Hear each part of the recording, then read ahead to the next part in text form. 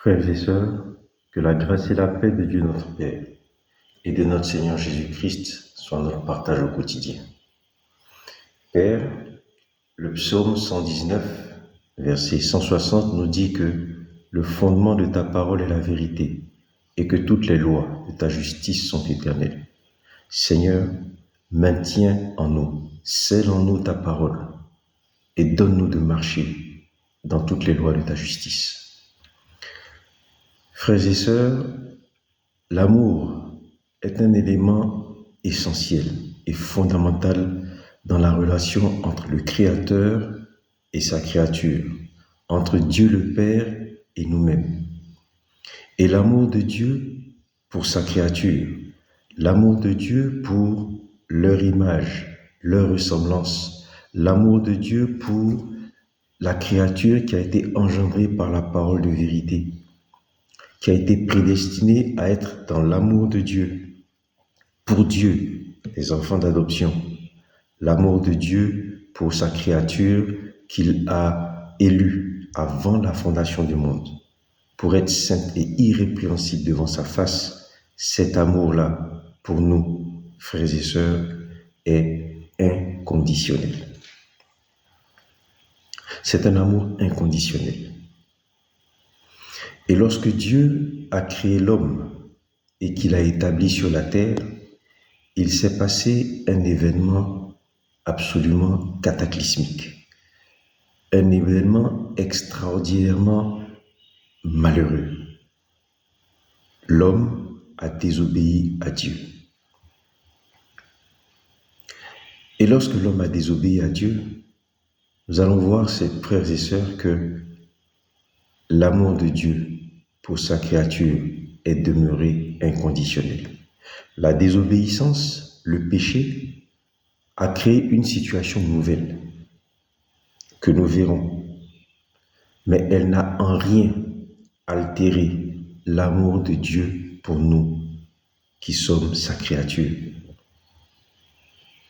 En Éden, la créature que Dieu avait établie afin qu'elle puisse être féconde, multiplier, remplir la terre, soumettre et assujettir la terre, cette créature-là, par sa désobéissance, est allée se soumettre et s'assujettir à une puissance, à une influence autre que celle de Dieu, engendrant une rupture avec l'ordre originel établi par Dieu.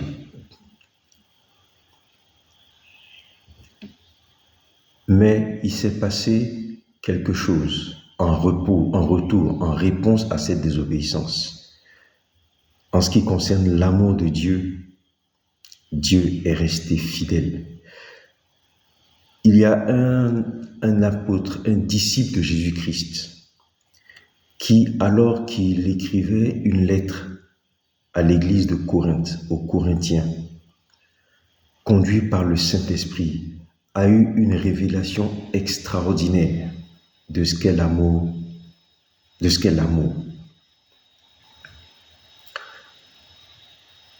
Cet apôtre qui s'appelle Paul a écrit dans 1 Corinthiens 13, les versets 1 à 8, rempli du Saint-Esprit, conduit par le Saint-Esprit. Paul a écrit: l'amour est patient et plein de bonté. L'amour ne fait rien de malhonnête. L'amour se réjouit de la vérité. L'amour excuse tout. L'amour espère tout. L'amour supporte tout. L'amour ne périt jamais. Frères et sœurs, Dieu qui par son esprit a révélé ce mystère sur l'amour à Paul, nous demandons à nous, croyant en Jésus-Christ, Fils de Dieu par Jésus-Christ, en Jésus-Christ et pour Jésus-Christ, nous demandons à nous de manifester cet amour-là. Lui-même, Dieu, a appliqué exactement cet amour à notre rencontre lorsque nous avons désobéi en Éden. Frères et sœurs, lorsque l'homme a péché en Éden, se soumettant à l'influence, se soumettant à l'obéissance, se mettant en esclavage à Satan,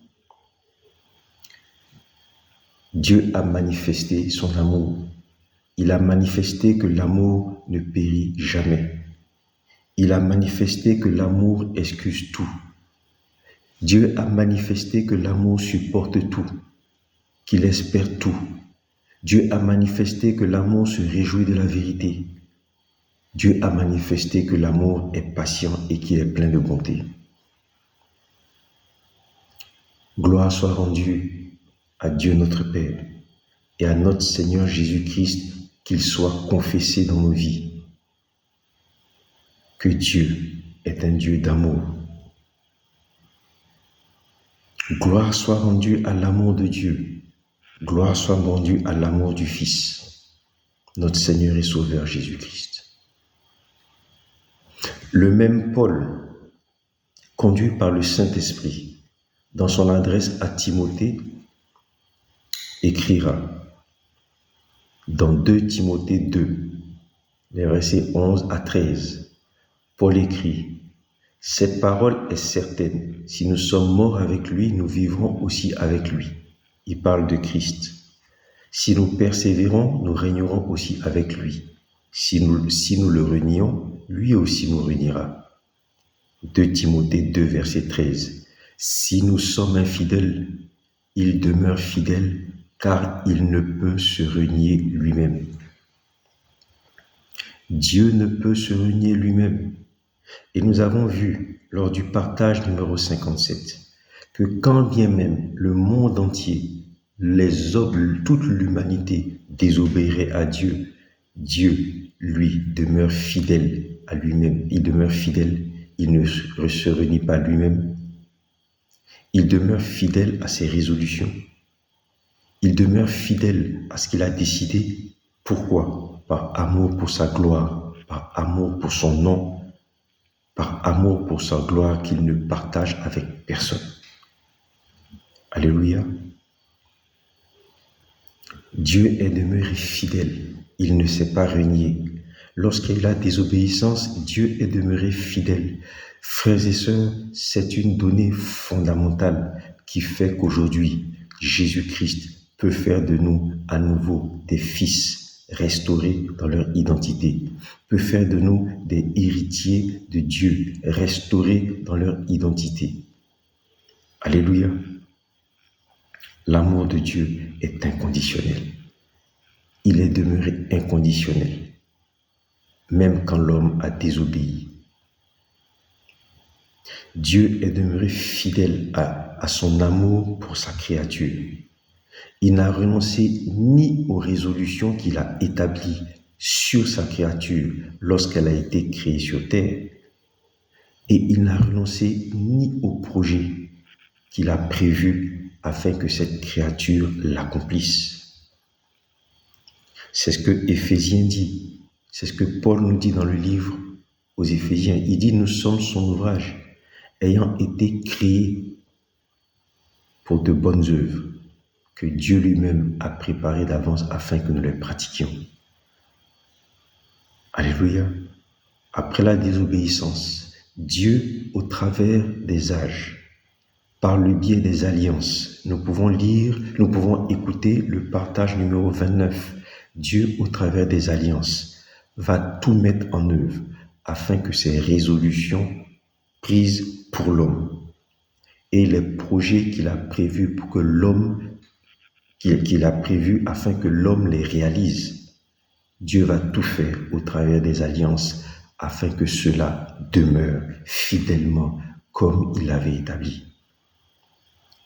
Frères et sœurs, aucun homme sur cette terre ne doit douter de l'amour de Dieu. Tout homme qui est éloigné de Dieu ne doit pas avoir de doute sur le fait que Dieu l'aime et doit saisir cet amour qui demeure fidèle, parce qu'il est patient, parce qu'il supporte tout, parce qu'il croit tout, parce qu'il espère tout, parce qu'il ne se réjouit point du mensonge, mais il se réjouit de la vérité. Alléluia. Tout homme doit saisir la fidélité de cet amour-là pour revenir à Dieu. Que le Seigneur Jésus soit confessé dans nos vies et que par le Saint-Esprit, nous saisissions cet amour pour revenir au Père.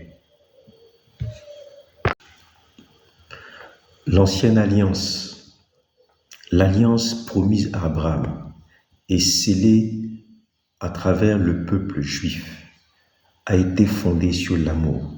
Et tout au long de cette alliance, Dieu lui-même a démontré son amour pour ce peuple-là.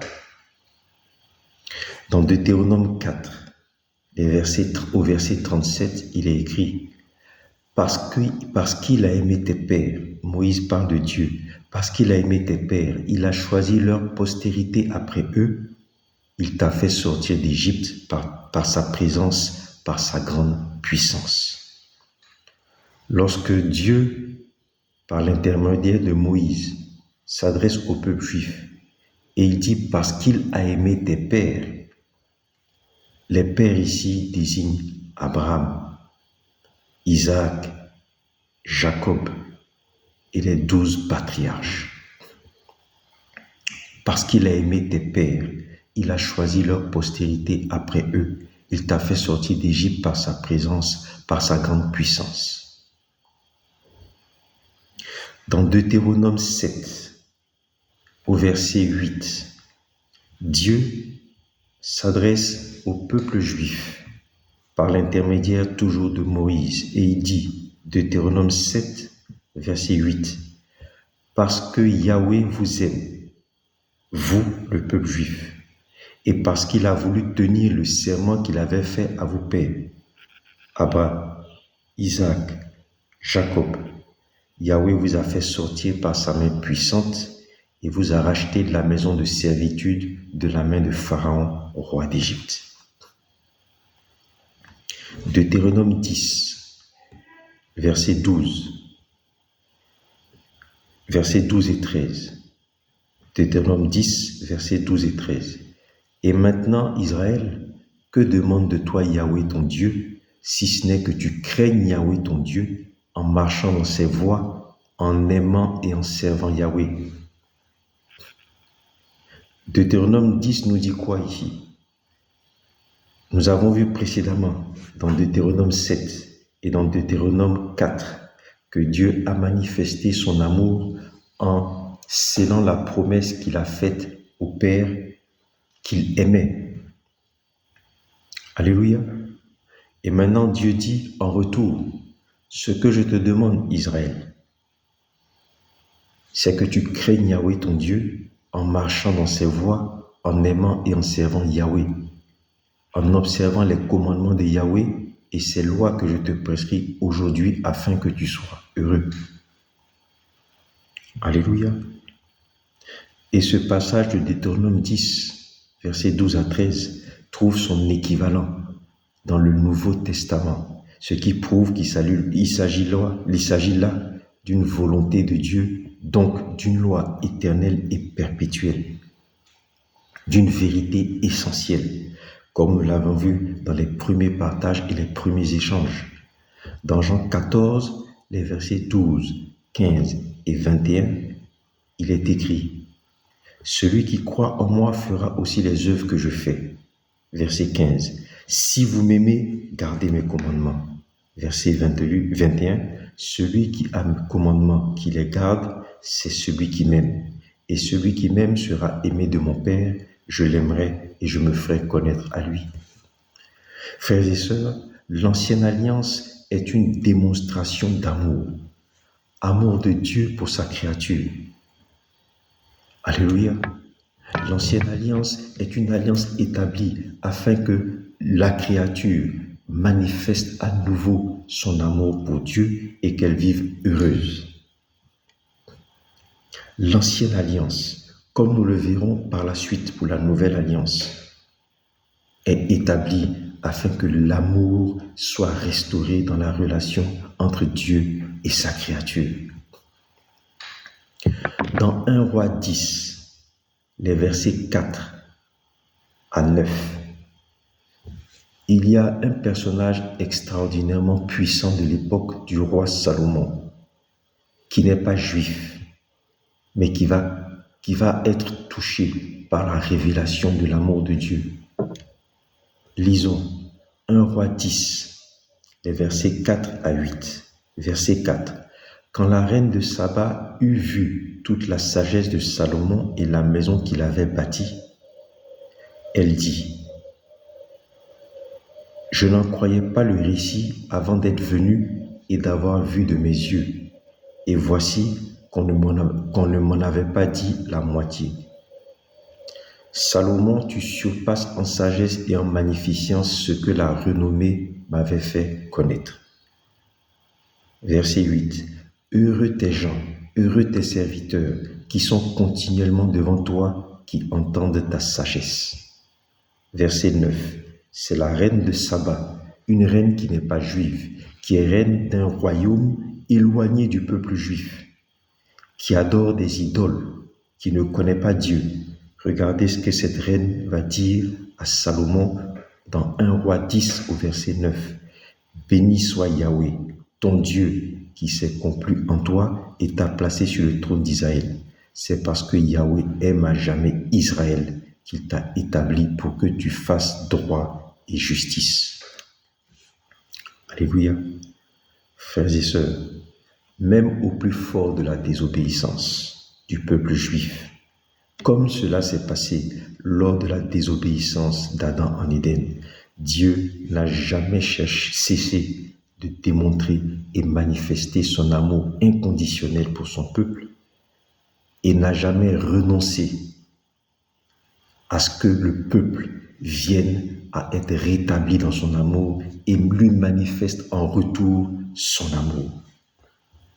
Frères et sœurs, l'amour de Dieu est demeuré inconditionnel et demeure inconditionnel en dépit de notre désobéissance. Cela a été le cas en Éden, raison pour laquelle Dieu a cherché à établir des alliances de restauration, comme nous l'avons vu dans l'échange numéro 29. Au cours de la première alliance, promise au Père et établie avec le peuple juif, Dieu a démontré et manifesté sa fidélité dans son amour pour sa promesse. Dieu est demeuré fidèle à ses résolutions. Et quand bien même ce peuple-là est demeuré dans l'hostilité, dans la désobéissance, Dieu n'a pas renoncé aux résolutions qu'il a prises pour son peuple par une promesse qu'il a faite à Abraham, à Isaac et à Jacob. Et il n'a pas renoncé au projet qu'il a établi afin que ce peuple les accomplisse et les pratique. Frères et sœurs, que la grâce et la paix de Dieu notre Père et de notre Seigneur Jésus-Christ soient notre partage au quotidien.